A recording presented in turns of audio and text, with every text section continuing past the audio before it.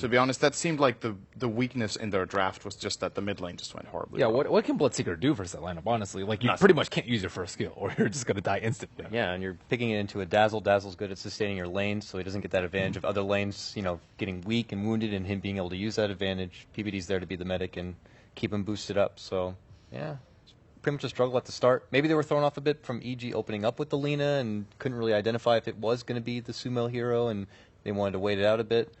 I don't know.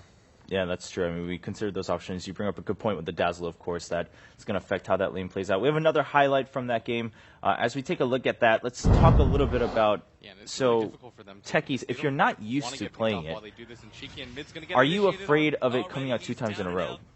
Because you're just not confident playing against the hero. I think they might ban it in the second phase if there's a Tusk pick now, but else, Okay.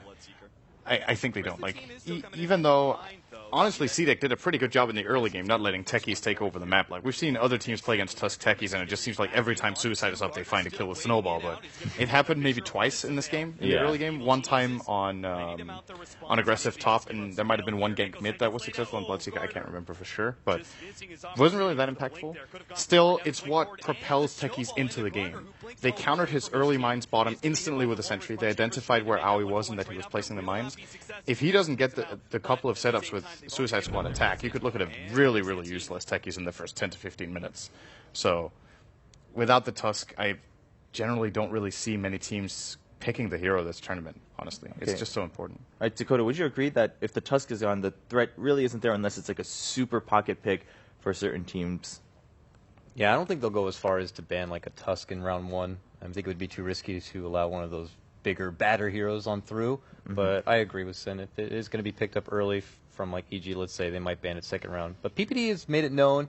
I know in his draft analysis for last year, he said that he doesn't like to go with the same draft twice, even if it works.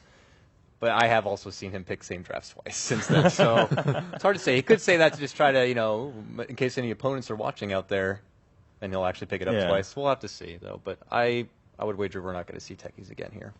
Okay, so going forward, EG having won that one map, they're much safer now. I believe pretty much safe for top 2. I don't think they have much of a chance of dropping down to the third place seed right now in Group B. Yeah, maybe even impossible. So they've got to feel a lot better now, less pressure.